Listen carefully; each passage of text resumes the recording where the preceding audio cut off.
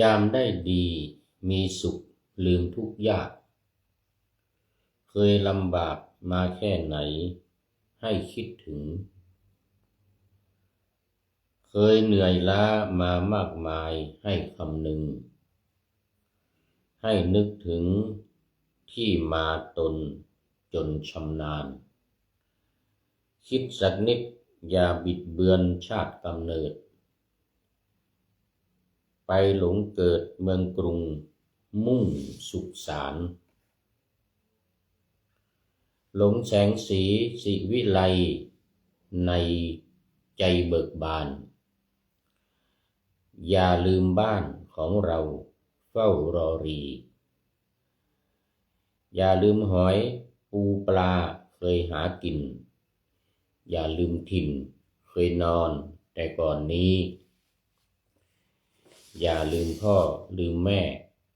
แก่เต็มทีอย่าได้หนีห่างเหินเมินหมางไปขอถวายความนอบน้อมแด่พระรัตนตรัยมีพระพุทธเจ้าเป็นต้นขอถวายความเคารพพระมหาเถระพระเถรานุเถระเจ้าคณะพระสังฆาธิการทั่วโลกมีพระเดชพระคุณพระธรรมเสนาบดีเจ้าคณะภาค7วัดพระธาตุดอยสุเทพเป็นต้นและขออำนวยพรแด่ท่านผู้ฟังท่านผู้ชมสาธุชนพุทธบริษัททั้งหลายวันนี้รายการนาวาวังทองภาคบ่าย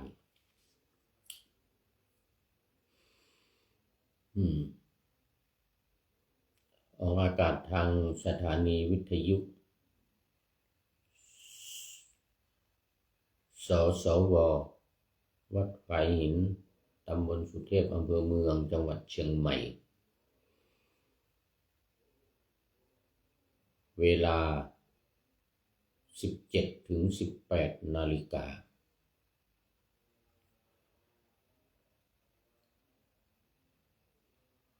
ทุกวันพุธ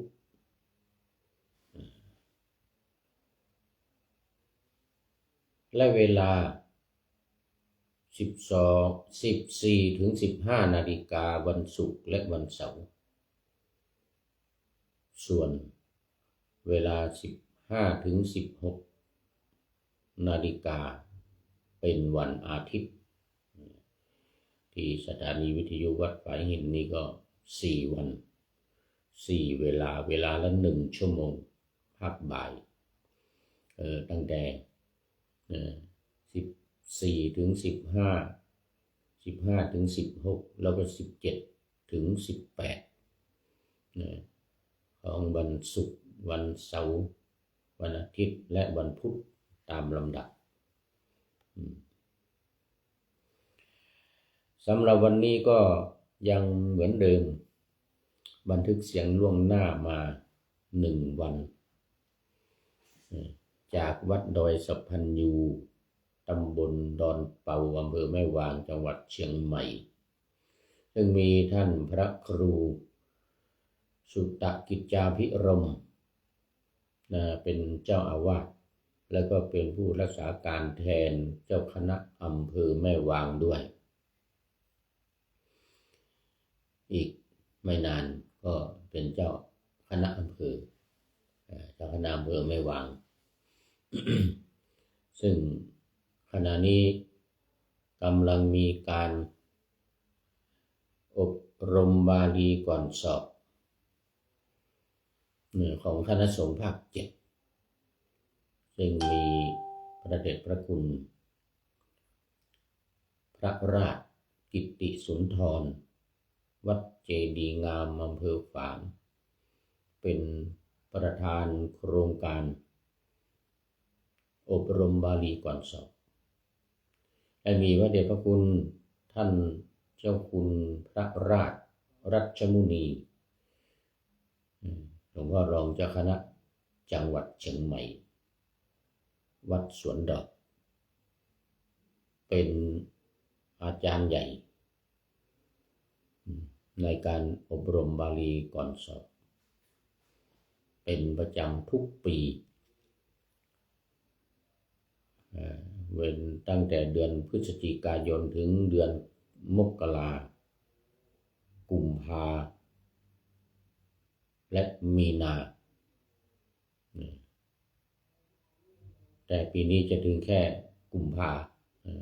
พันธ์ปีหน้าเพราะว่ามีถอยการสอบมา1 เดือนจากกุมภาประโยคสูง6 7 8 9มาเป็นมกราแล้วก็ประโยคต่ำ2 3 4 5มาเป็นเดือนกุมภาจากเดือนมีนามาเป็นกุมภาอันนี้ก็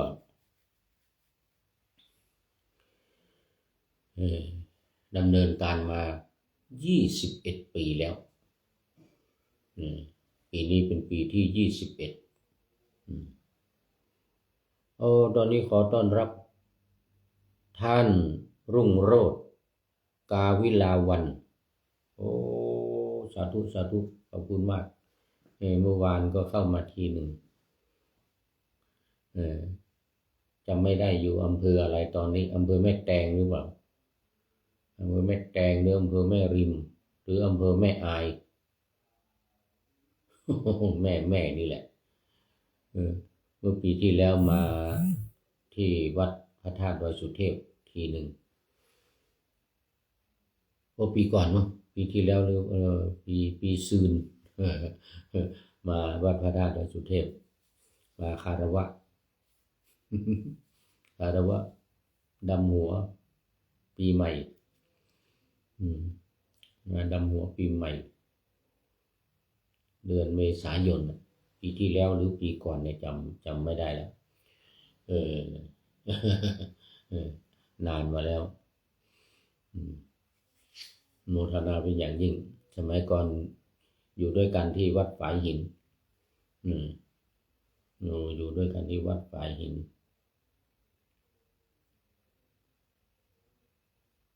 ตอนนี้ก็แยกย้ายกันไป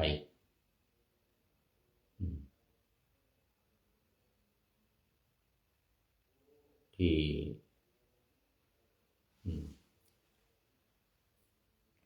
จากวัดฝายหินผมนี่ก็ออกมาตั้งแต่ปี2562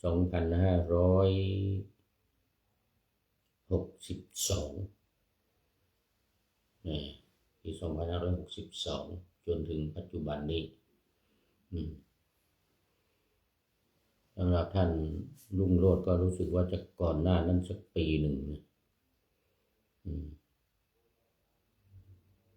ก่อนปี2562สักปีหรือ2 ปีนี่แหละ2560ประมาณ2560หรือ59นี่แหละนานเงกาเลยแล้วถ้าไม่เข้ามาก็ไม่ได้นึกถึงกันไม่ได้เล่าความหลังนะเพราะว่าเราเป็นคนแก่แล้วอันนี้ก็เล่าความหลังผิวหนังเหี่ยวให้สัญลักษณ์ของคนแก่ละโมทนาเป็นอย่างยิ่งครับอย่าลืมเข้ามาบ่อยๆแล้วก็ช่วยกดไลค์กดแชร์ไปมากๆเอาละตอนนี้ก็เข้ามาสู่เนื้อหาสาระของธรรมะกันเลยเดี๋ยวจะหาว่าวิหารลายไม่ได้เรื่องไม่ได้ราวรายการนาวาวังทองนี่ก็เป็นของสำนักพระราชวังในโครงการปูทางสู่การตื่นรู้ธรรมนาวาวังสืบเนื่องมาจากสำนักศึกษาธรรมดอยธรรมนาวาจังหวัดเชียงรายนี่จังหวัดเชียงรายจังหวัดของท่านรุ่งโรจน์กาวิลาวันพอดีเลยจังหวัดเชียงราย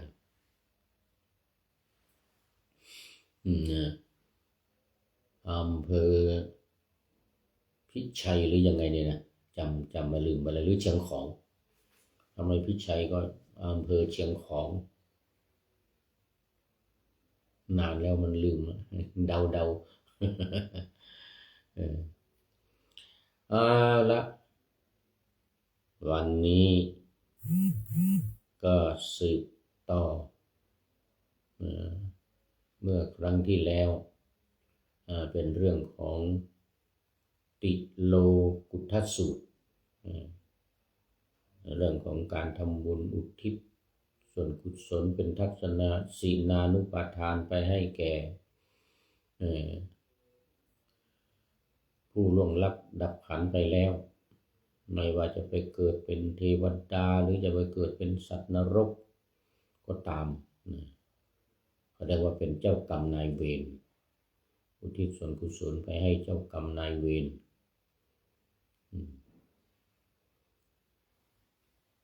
ด้วยอำนาจของพระรัตนตรัยก่อนที่จะอุทิศส่วนกุศลนี่ก็ต้องระลึกถึงพระรัตนตรัยก่อนพระพุทธพระธรรมพระสงฆ์ขออำนาจของพระรัตนตรัยคือพระพุทธพระธรรมพระสงฆ์จงช่วยดลบันดาลให้บุญกุศลที่ทำนี้ที่อุทิศไปนี้ให้ไปถึงแก่เราทิพย์ชาวทิพย์ทั้งหลายว่างั้นนะในหนังสือหลักการชาวพุทธนี้ว่าหมู่เทวดาหรือหมู่พูดผีปีศาจทั้งหลายสัมภเวสีหรือสัตว์นรกทั้งหลายเป็นเปรตอสุรกายสัตว์นรกพวกนี้นะก็เรียกว่าเป็น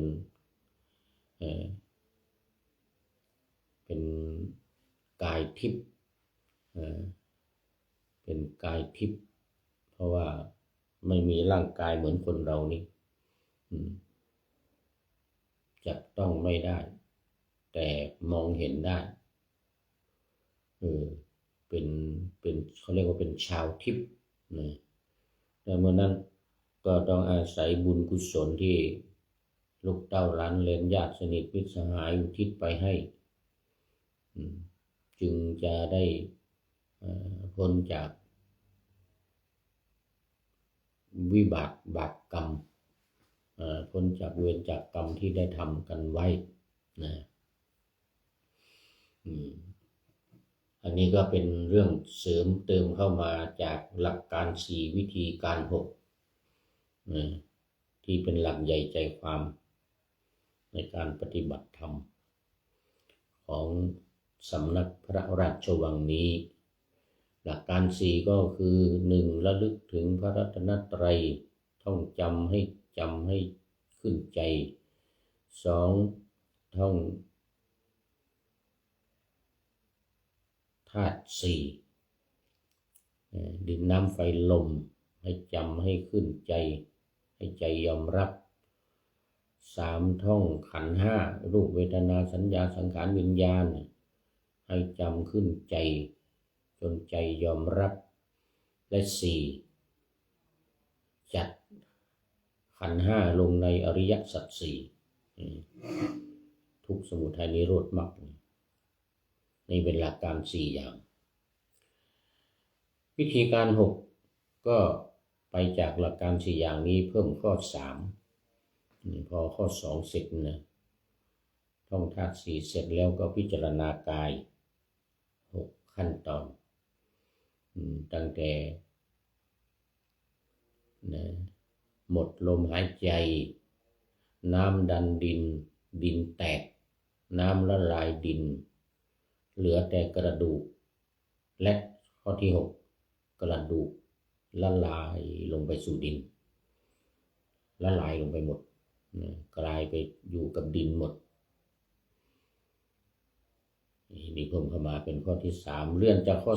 3ท่องธาตุท่องขันธ์5ไปเป็นข้อ4และเพิ่มข้อ5เข้ามาการเรียนรู้ขันธ์5แล้วย้ายข้อ4คือ การจัดความเกิดความดับของขันธ์ห้าลงในอริยสัจสี่ไปเป็นข้อที่6ก็เป็นวิธีการ6อย่างตามหลักการ4แต่ขยายออกไปอีก2เป็น6วันนี้จัดรายการดึกไปนิดตอนนี้3 ทุ่มกว่าตอนนี้3 ทุ่มกว่าแล้วเดี๋ยวก็ถึง2 ทุ่ม2 ทุ่มกว่าจะถึงประมาณ2 ทุ่มเริ่มมาเมื่อกี้นี้3 ทุ่ม 5 นาที3 ทุ่ม 5 นาทีวันนี้เป็นอรรถกถาเรวติวิมานเรวตีวิมานคือวิมานของเทพธิดาเรวดีชื่อเรวดีแล้วก็อยู่ในเรวดีวิมานที่2ของอรรถกถานะเรวดีวิมานที่2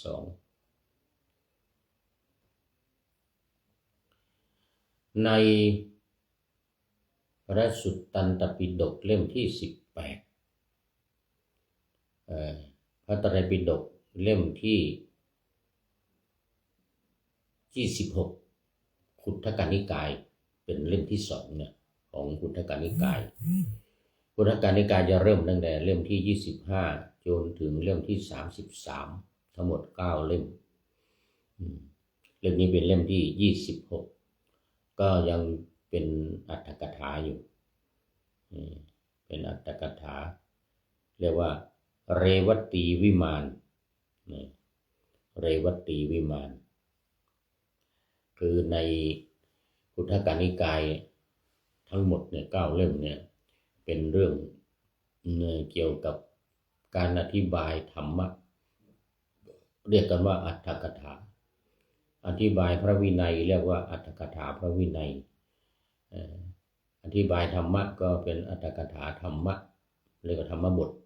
อรรถกถาธรรมบทแล้วก็ยังมีคัมภีร์ปกรณ์วิเศษเช่นคัมภีร์วิสุทธิมรรคอย่างนี้แล้วก็คัมภีร์วิสุทธิมรรคคัมภีร์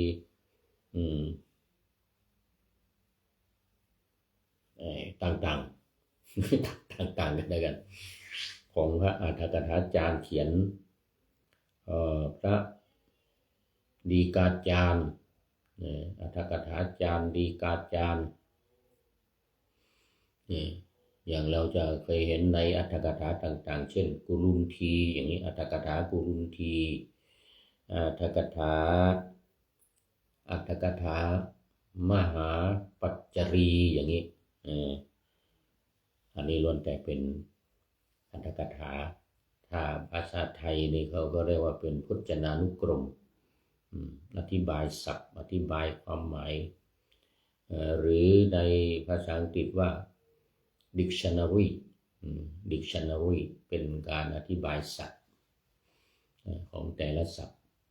เพราะฉะนั้นตั้งแต่เล่มที่25ไปเนี่ยจนถึง33เนี่ยเป็นอรรถกถาทั้งนั้นเลยเถระคาถาเถรีคาถาอุทานนักถาอะไรต่างๆนี่นะรายละเอียดต้องไปฟังที่เดชพระคุณท่านเจ้าพระคุณสมเด็จพระพุทธโฆษาจารย์หลวงพ่อประยุทธ์โตได้อธิบายเรื่องพระไตรปิฎกทุกเล่มตั้งแต่เล่มที่1ถึงเล่มที่45เล่มที่25นี่ก็เหมือนกัน25 26ถึง33พระเดชพระคุณเล่าอธิบายไว้ละเอียดถี่ถ้วนต้องท่านผู้สนใจต้องไปเปิดฟังของท่านเจ้าพระคุณสมเด็จพระพุทธโฆษาจารย์องค์ปัจจุบันนี่แหละคราวนี้มาดูรายละเอียดเกี่ยวกับเรวตีวิมานมีความว่าเรวตีวิมานนั้นเกิดขึ้นอย่างไร พระผู้มีพระภาคเจ้าประทับอยู่ณป่าอิสิปตนมฤคทายวันกรุงพาราณสีนะไปอิสิปตนมฤคทายวันกรุงพาราณสี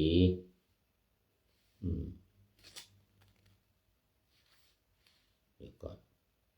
นี่สมัยนั้นตระกูลที่สมบูรณ์ด้วยศรัทธาในกรุงพาราณสีมีบุตรชื่อนันทิยะเป็นอุบาสกทายกเป็นฐานะบดีเป็นผู้บำรุงพระสงฆ์ตอนนี้ขอต้อนรับ FC อีกท่านหนึ่งก็คือท่านแจ็คเชืองสาธุสาธุสาธุว่าไงนะท่านแจ็คเชืองนี่เป็นมาจากฮ่องกงมาอยู่เมืองไทยบวชเป็นพระนานแล้วนี่เขียนภาษาไทยได้แล้วนี่พูดภาษาไทยก็ยังไม่ค่อยได้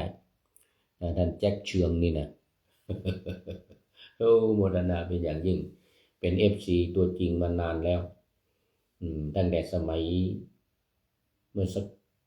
2-3 ปีมาแล้ว2-3 ปีมาอยู่ตอนนั้นจัดรายการอยู่บนวัดพระธาตุดอยสุเทพท่านแจ็คเชืองนี้ก็เข้ามาโน่นไปประเทศอังกฤษไอร์แลนด์ไปเอสโตเนียไปเยอรมันท่านแจ็คนี่ก็ติดตามเรื่อยมาโดยตลอดจนถึงปัจจุบันแล้วโมทนาเป็นอย่างยิ่งเนี่ยนะ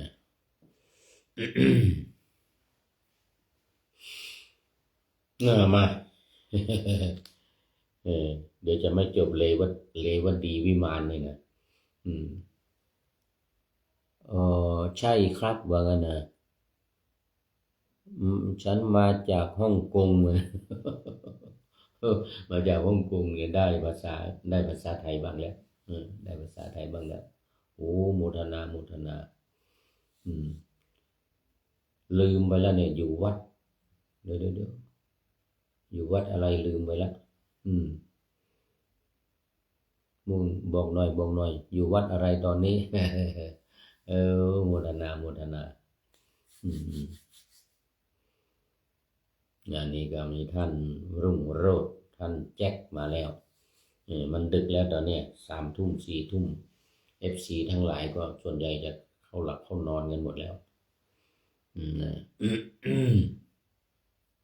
เอามา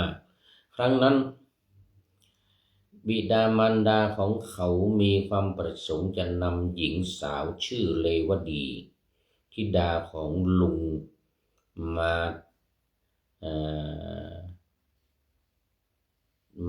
แต่เรือนที่พวกญาติอยู่กินว่างั้นนะพวกญาตินี่นะอยู่กินกันนี่นะพร้อมหน้าแต่นางเป็นคนไม่มีศรัทธามีปกติไม่ให้ทานนันทิยะจึง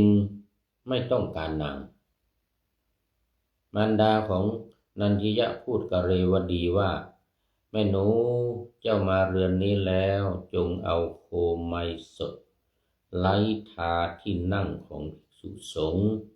ปูลาดอาสนะตั้งเชิงรองบาทเวลาภิกษุทั้งหลายมาจงไหว้รับบาตรนิมนต์ให้นั่งเอาที่กรองน้ำดื่มแล้วล้างบาตรเวลาฉันเสร็จแล้วอย่างนี้จะเป็นที่ยินดีของลูกฉันนางก็ได้ทำตามคำสั่งสอนทำตามคำสั่งสอนลำดับนั้นบิดามารดาบอกนันทิยะว่าเรวดีเป็นหญิงที่พอสั่งสอนได้นะเมื่อฉันนันทิยะรับว่าดีแล้วจึงกำหนดวันแล้วทำพิธีอาวาหมงคลคือแต่งงานครั้งนั้นนันทิยะกล่าวกับนางว่าถ้าเธอจะบำรุงภิกษุสงฆ์และบิดามารดาของฉันเมื่อเป็นอย่างนี้เธอก็อยู่นี้ได้อยู่ในที่นี้ได้อย่าประมาทนะนางรับคำว่าดีแล้ว เป็นเหมือนมีศรัทธาอยู่ตลอดเวลาอนุวัตตามสามีตลอดบุตร2 คนบิดามารดาของนันทิยะก็ได้ทำกาละตายแล้วความเป็นใหญ่ทุกอย่างในเรือนได้ตกอยู่แก่นางคนเดียวเมื่อมารดาหมดไปแล้วนางก็เป็นผู้ที่สืบทอดต้องดูแลเป็นใหญ่ในบ้านแม่นันทิยะก็ได้เป็นมหาทานบดีเริ่มตั้งทานถวายภิกษุสงฆ์เริ่มตั้งปากวัตรคือหุงข้าวเป็นประจำที่ประตูเรือนสำหรับคนยากคนจนและคนเดินทางเป็นต้นเขาสร้างศาลา4 หลังประดับด้วยห้อง4 ห้องที่อิสิปตนมหาวิหารที่อิสิปตนมหาวิหารเดี๋ยวก่อนท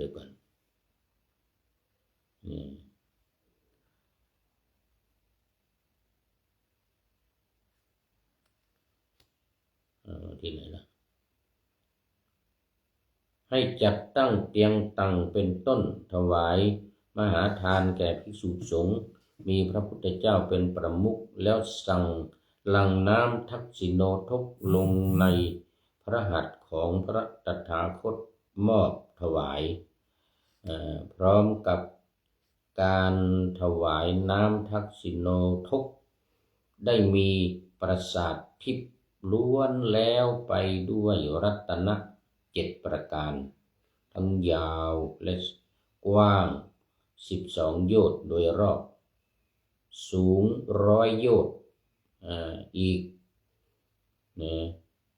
กระเริกไปด้วยหมู่นางอัปสร1,000 ได้ผุดขึ้นณสวรรค์ชั้นดาวดึงส์นี่ยังไม่ตายนะว่าทำบุญสุนทานขนาดหนักนี่แล้วก็มีปราสาทผุดขึ้นบนสวรรค์ชั้นดาวดึงส์รอท่านทั้ง 2คือนันทิยะกับเรวดีนันทิยะกับเรวดีครั้งนั้นท่านพระมหาโมคคัลลานะไปเที่ยวเทวจาริกเห็นปราสาทนั้นถามพวกเทพบุตรที่มาไหว้ว่านี่เป็นปราสาทของใครเทพบุตรทั้งหลายกล่าวว่าข้าแต่ท่านผู้เจริญเจ้าของปราสาทหลังนี้ชื่อนันทิยะเป็นบุตรของกุดุมพีกรุงพาราณสีในโลกมนุษย์ได้สร้างศาลา4 หลังที่อิสิปตนมหาวิหารถวายสงฆ์ปราสาทหลังนี้บังเกิดขึ้นสำหรับนันทิยะนั้นแม้เหล่าเทพอัปสรที่บังเกิดในปราสาทก็ไหว้พระเถระกล่าวว่าข้าแต่พระคุณเจ้าผู้เจริญพวกดิฉันเนี่ยบังเกิดในปราสาทนี้เพื่อเป็นบริจาคลิกาของอุบาสกชื่อนันทิยะกรุงพาราณสีว่างั้นนะหมู่เทวดาเป็นพันคอยเป็นผู้บำรุงอุบาสกที่จะมาเกิดบนสวรรค์นี่นะจะมาเกิดในปราสาทนี้ว่างั้นนะขอพระคุณเจ้าโปรดบอกแก่เขาอย่างนี้ว่าเราเทพธิดาที่บังเกิดเพื่อเป็นบริจากาของท่านเมื่อท่านชักช้าอยู่ก็งุ่นง่านชื่อว่าสมบัติในเทวโลกย่อมเป็นที่พอใจยิ่งพระเถระรับคำดีแล้วว่างั้นนะรีบมาจากเทวโลกทูลถามพระผู้มีพระภาคท่ามกลางบริษัทว่าข้าแต่พระองค์ผู้เจริญทิพสมบัติย่อมบังเกิดคอยถ้าคนที่ทำบุญแล้วแต่ยังอยู่ในมนุษย์โลกนี้หรือพระเจ้าค่ะนะถามท่านแจ็คบอกว่า วัดที่ผมบวชอยู่คืออยุธยาโอ้อยู่ที่อยุธยาอยุธยานะวัดที่อยู่เนี่ยนะแต่ว่าเขาคงไม่จำชื่อได้นะได้แน่นอนนะเพราะว่าภาษาไทยเขาเขียนไม่ค่อยถนัดเอาไม่เป็นไรขอบคุณมากอยู่ที่จังหวัดอยุธยานี่แต่เป็นวัดอะไรก็ไม่เป็นไรเดี๋ยวจะได้จำว่าโอ้ท่านแจ็คเนี่ยมาจากอยุธยาโอ้สาธุคราวนี้พระผู้มีพระภาคก็ถามท่านโมคคัลลานะว่าอ้าวโมคคัลลานะเธอไปเห็นมาแล้วไม่ใช่หรือว่างั้นนะทำไมยังมาถามเราอีกว่างั้นนะ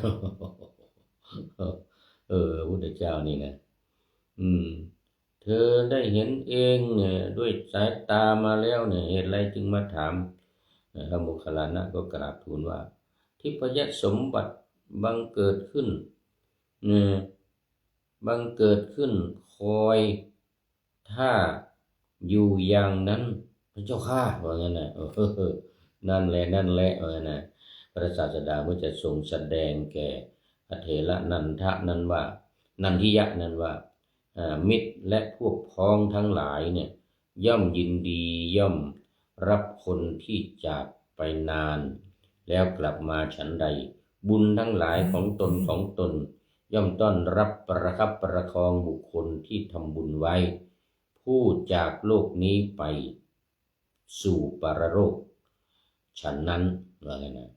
ได้ทรงภาสิทธิพระคาถาทั้งหลายว่าญาติมิตรและสหายผู้มีใจดีย่อมยินดีต้อนรับบุคคลผู้ร้างแรมไปนาน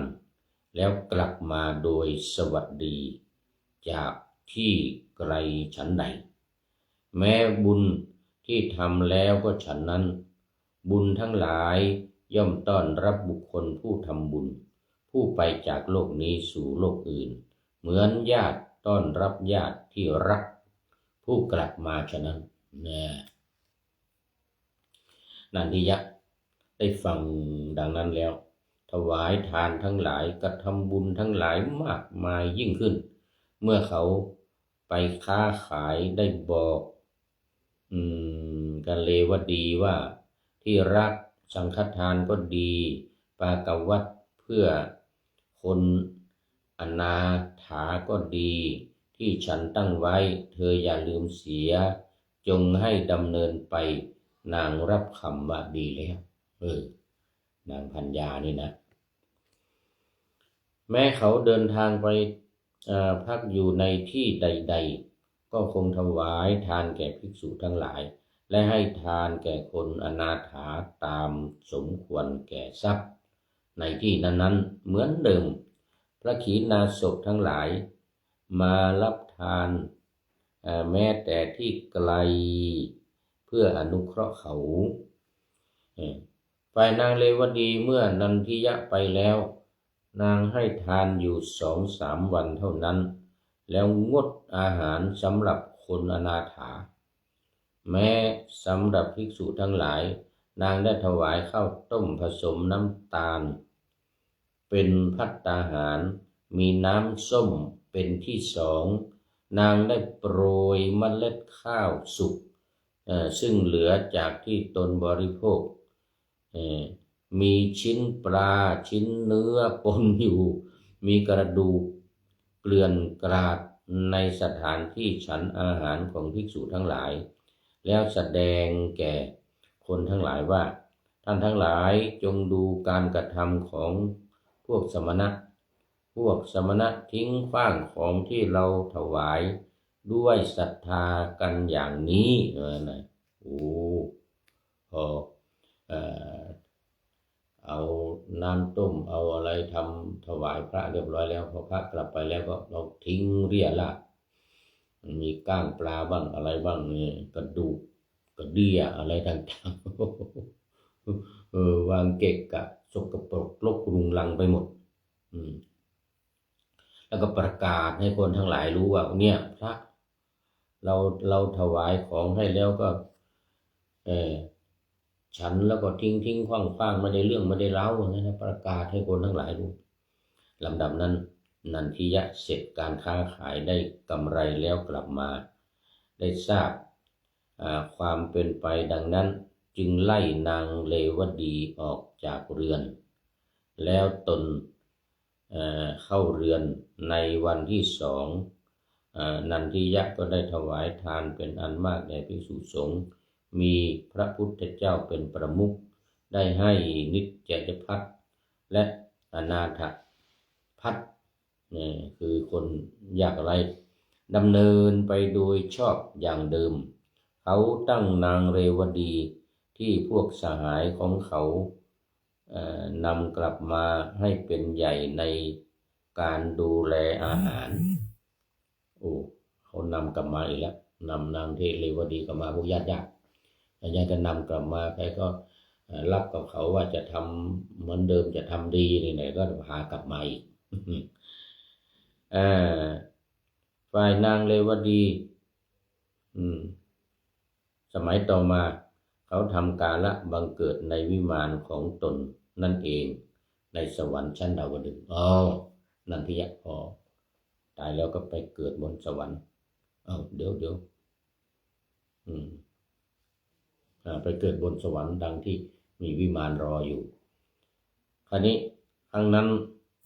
ฝ่ายนางเรวดีเลิกทานทุกอย่างแล้วที่เที่ยวด่าบริพาทภิกษุสงฆ์ด้วยเข้าใจว่า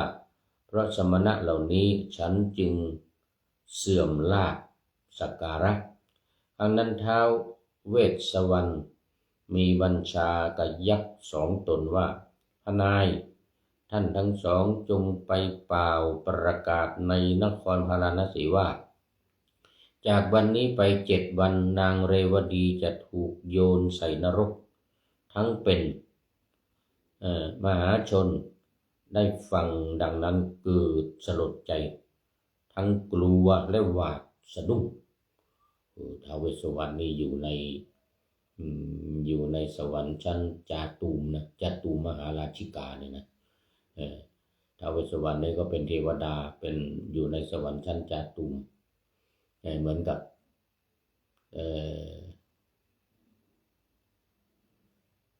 พระเจ้าพิมพิสารพระเจ้าพิมพิสารนี่ก็อยู่ในสวรรค์ชั้นจาตุมนี่แหละชั้นแรกชั้นที่1ชั้นที่1ก็มีพวกมันเป็นพวกยักษ์นะเป็นพวกยักษ์ที่อยู่ในสวรรค์ชั้นจาตุมแต่ว่าเป็นยักษ์ที่ดีนะยักษ์ที่ไม่ดีก็มีนะยักษ์ที่เที่ยวกินคนก็มีแต่ยักษ์ในสวรรค์ชั้นจาตุมอย่างท้าวเวสสุวรรณที่เป็นผู้ดูแลอยู่เนี่ยก็ท้าวเวสสุวรรณนี่ก็เป็นเทวดาเขาเรียกว่าโสดาบันเป็นโสดาบันพระเจ้าพิมพิสารพอก็ไปเกิดในสวรรค์ชั้นจาตุมมหาราชิกาเนี่ย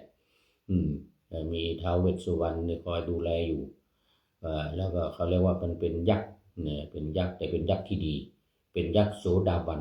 พระเจ้าพิมพิสารเนี่ยนะเป็นยักษ์แต่เป็นพระโสดาบันตั้งแต่ตอนเป็นมนุษย์พอไปเกิดในสวรรค์ชั้นจาตุมเนี่ยก็เป็นพวกยักษ์นะเป็นพวกยักษ์เป็นต้นครั้งนั้นนางเลวดี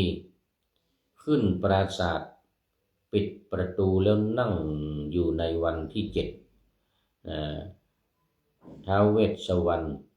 ซึ่งถูกบาปกรรมของนางเรวดีติเตียน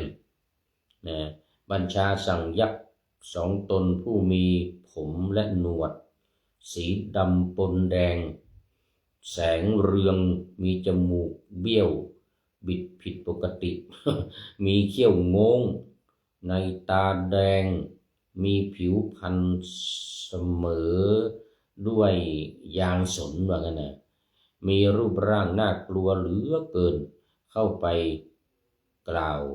เป็นต้นว่าลุกขึ้นแม่เรวดีผู้ชั่วร้ายจับแขนทั้งสองประกาศว่า มหาชนจงดูทำให้ล้มลุกคลุกคลานไปจากถนนหนึ่งไปอีกถนนหนึ่งทั่วพระนครและเหาะขึ้นนำไปสวรรค์ชั้นดาวดึงส์แสดงวิมานและสมบัติของนันทิยะให้นางได้เห็นแล้วส่งนางซึ่งกำลังเพ้อรำพันอยู่นั่นแลไปใกล้อุสธนรกมนุษย์บุรุษพญายม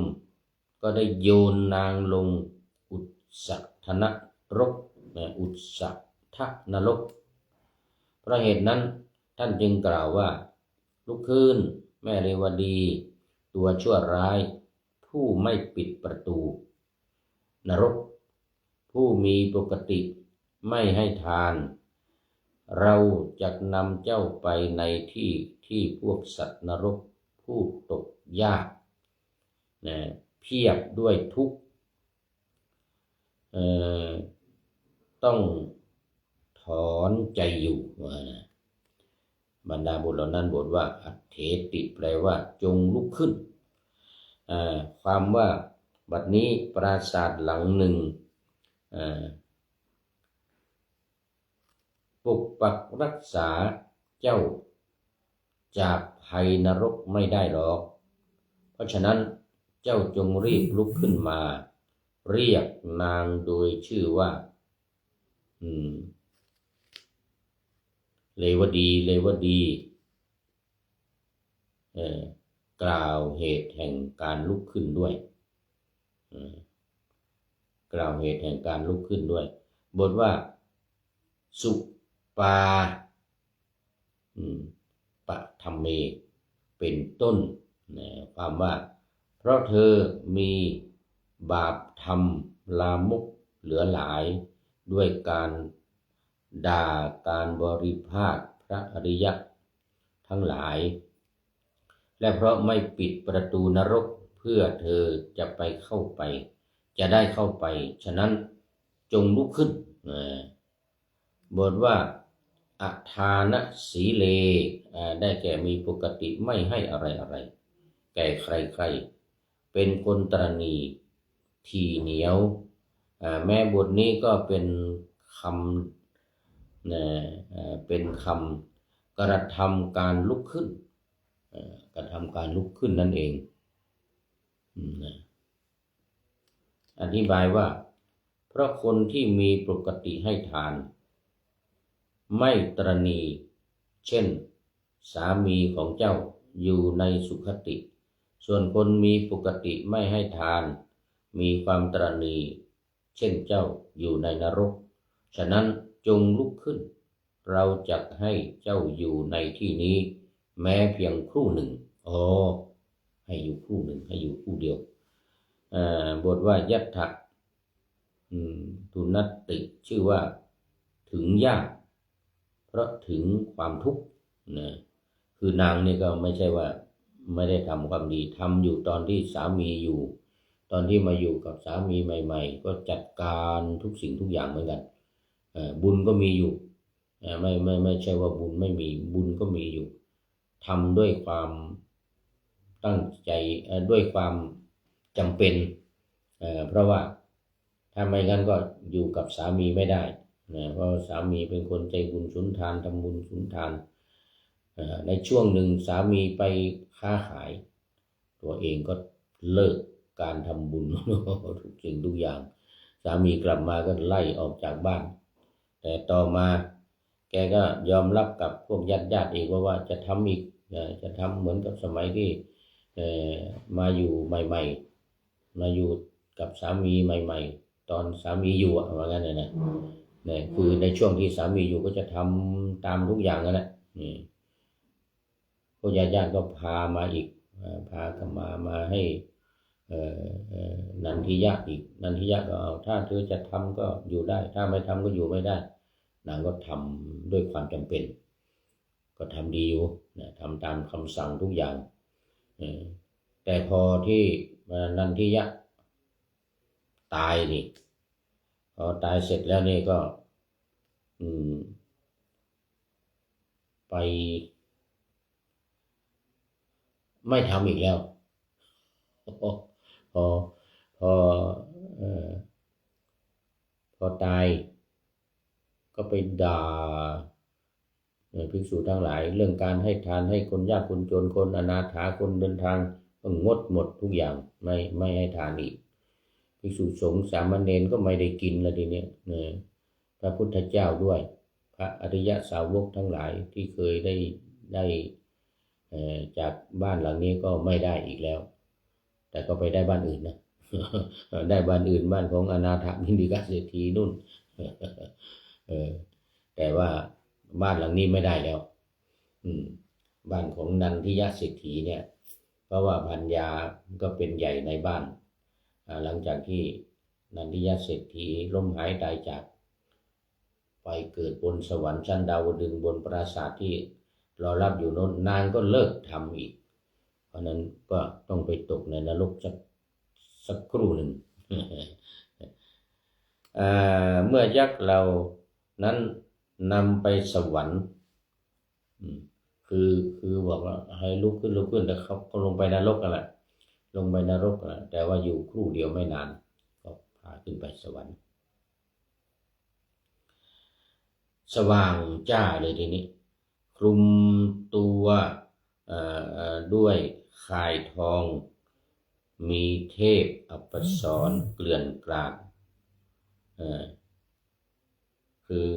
ให้ไปเห็นนันทิยะก่อนที่เป็นสามีก่อน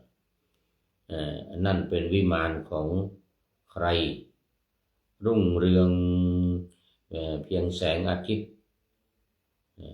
หมู่เทพนาลีไล้ทาด้วยแก่นจันทร์ทำวิมานให้งดงามทั้งสองด้านวิมานขึ้นปรากฏมีรัศมีเสมอดวงอาทิตย์ใครขึ้นสวรรค์บันเทิงอยู่ในวิมานใครขึ้นไปก็มีความบันเทิงอยู่ในวิมานนั้นแม้ยักษ์เหล่านั้นก็ได้บอกแก่นางเรวดีว่า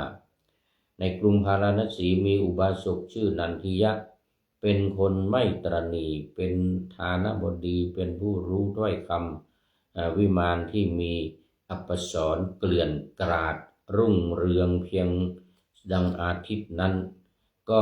เป็นวิมานของนันทิยะอุบาสกนั้นที่ขึ้นสวรรค์มาแล้วก็บันเทิงอยู่ในวิมานนะบรรดาบทเหล่านั้นบทว่าจันทนะสรีรัตตาแปลว่ามีสรีระไล้ทาด้วยแก่นจันทร์นะลำดับนั้นนางเรวดีกล่าวว่าดิฉันเป็นภรรยาของนันทิยะเป็นเจ้าของเรือนเป็นใหญ่ของตระกูลทั้งหมดบัดนี้ดิฉันจักยินดีในวิมานของสามีไม่ปรารถนาเห็นนรกบรรดาบทเหล่านั้น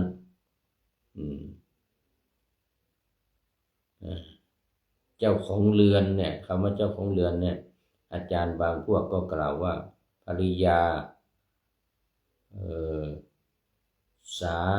มีดังนี้ก็มีความว่าภริยาผู้ร่วมทางคือเรียกว่ามัคคะสามีเรียกว่ามัคคะสามียักษ์ทั้งสองนำนางผู้กำลังกล่าวอยู่อย่างนั้นแหละไปใกล้นรกโดยกล่าวว่าเจ้าจะปรารถนาหรือไม่ปรารถนาก็ตามไม่มีประโยชน์อะไรด้วยการปรารถนาของเจ้าแล้วกล่าวว่าแน่นางตัวชั่วร้ายนี้แหละนรกของเจ้าไม่ทำบุญในมนุษย์โลกด้วยว่าคนตระหนี่โกรธเคืองมีบาปกรรมย่อมไม่ได้ความเป็นสหายของผู้ขึ้นสวรรค์นางก็รำพันว่าเนี่ยของสามีของฉันจะอยู่กับสามีส่วนยักษ์ทั้งหลายนี่ลักยักษ์ทั้งสองตัวนี้บอกว่าไม่ได้หรอกเพราะว่าเธอไม่ทำบุญทำตามคำสั่งของสามีที่อยู่หวังที่จะอยู่กับสามีเท่านั้นพอสามีตายเธอก็ไม่ทำเหมือนเดิมเพราะฉะนั้นเธอก็จะต้องอยู่ในนรกเหล่านี้ เนี่ยนะคราวนี้คราวนั้นนะนี่แหละนรกของเจ้าคือเป็นสถานที่เจ้าจะพึงเสวยทุกข์ใหญ่ตลอดกาลนานเพราะเหตุไรเพราะเจ้าไม่ทำบุญในมนุษยโลกประกอบความว่าเพราะชื่อว่าบุญเนี่ยมีแม้ประมาณน้อยเจ้าไม่ได้ทำไว้ในมนุษยโลกอันหนึ่งสัตว์เช่นเจ้าเนี่ยไม่ทำบุญอย่างนี้แล้วยังตระหนี่คือประกอบด้วยความตระหนี่ซึ่งมีลักษณะหวงแหนสมบัติของตนเป็นผู้โกรธเคืองด้วยการให้ความโกรธเคืองเกิดขึ้นแก่ผู้อื่นเป็นผู้มีบาปกรรมเพราะพรั่งพร้อมด้วยบารมีความโลภเป็นต้นย่อมไม่ได้ความเป็นสหายคือภาวะร่วมกันของเทวดาทั้งหลายผู้เข้าถึงสวรรค์แม้เป็นสามีของเธอก็ตามก็แลครั้นกล่าวอย่างนี้แล้วยักษ์สองตนนั้นได้อันตรธานไปในที่นั้นเองฝ่ายนางเรวดีเห็นนิระยะบาลสองนายคล้ายๆกันกำลังฉุดฆ่านางเพื่อใส่ในนรกเนี่ยชื่อสังสวกะจึงถามถึงนรกนั้นว่า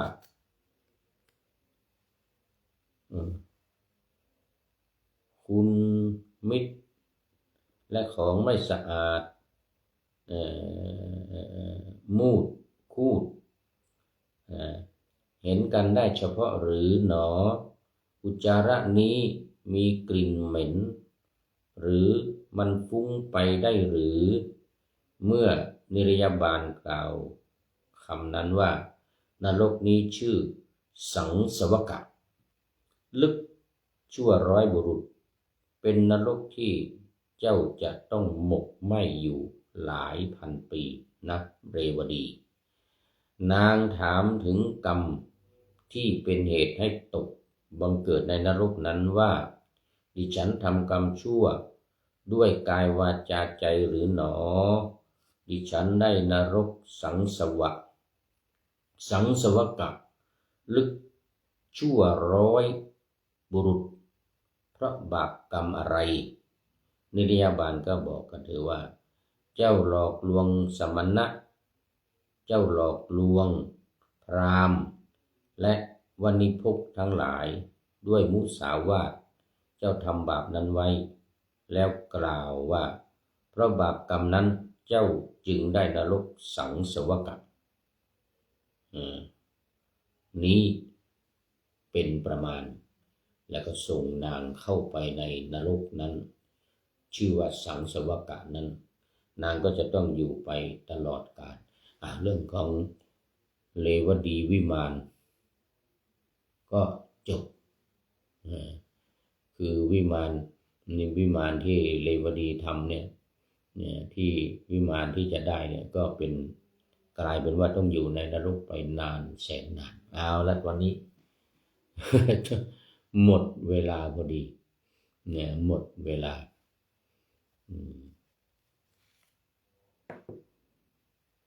แล้วพอหมดจากเวรกรรมที่ทำไว้แล้วนี่แล้วตอนหลังก็จะได้ขึ้นไปสู่วิมานไปสู่วิมานของตัวเองอยู่เหมือนกันแต่ว่ายังไม่รู้เมื่อไหร่ ต้องชดใช้กรรมที่ทำไว้ก่อนแล้วตอนหลังก็จะขึ้นไปสู่วิมานอีกที่ว่าเลวดีวิมานเอาละตอนนี้ก็มาดูท้ายรายการได้ข้อคิดเอาไว้ก็เกี่ยวกับว่าการไม่ทำบุญแล้วก็เกี่ยวกับการดูแลพ่อแม่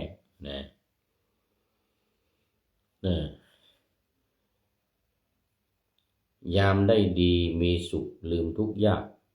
เคยลำบากมาแค่ไหนให้คิดถึงเคยเหนื่อยล้ามากมายให้คำนึงให้นึกถึงที่มาตนจนชำนาญ คิดสักนิดอย่าบิดเบือนชาติกำเนิดไปหลงเกิดเมืองกรุงมุ่งสุขสารหลงแสงสีสิวิไลในใจเบิกบานอย่าลืมบ้านของเราเฝ้ารอรีอย่าลืมหอยปูปลาเคยหากินอย่าลืมถิ่นเคยนอนแต่ก่อนนี้อย่าลืมพ่อลืมแม่แก่เต็มทีอย่าได้หนีห่างเหินเมินหมางไปนะอันนี้ก็โอสุดา mindset trade เรียนและขอบคุณเป็นอย่างยิ่งท่านแจ็คเชืองนะก็เป็นท่านสุดท้ายเข้ามาสู่ในรายการนาวาวังทองวันนี้ขอโมทนาเป็นอย่างยิ่งขอนำนาวาวังทองไปก่อนแล้วจะย้อนมาใหม่ในวันหน้าคือวันพุธศุกร์เสาร์อาทิตย์ตามตารางเวลาที่วางอยู่ข้างในขอทุกท่านเป็นรายการธรรมะจากพระราชวังเป็นนาวาโด่งดังสว่างไสวเป็นทองคำล้ำค่ากว่าสิ่งใดชุบชีวิตจิตใจให้ใสงามขอเชิญท่านทั้งหลายนำไปท่องตามคุณของพระรัตนสามพุทโธเมนาโถธัมโมตามสังโฆเมนาโถยามภาวนาว่าบ่อยๆซ้ำๆจำในจิตจนมันติดในใจไม่หายหน้านอนนั่งยืนเดินจำทุกเวลาตั้งแต่ตื่นขึ้นมาถึงหลับไปขอเชิญท่านทั้งหลายขอให้ท่านได้ผลจากปฏิบัติได้กำจัดความทุกข์พบสุขใสพลันปลอดโปร่งโล่งสบายทั้งกายใจอยู่ที่ใดใจสงบพบนิพพานขอเจริญพร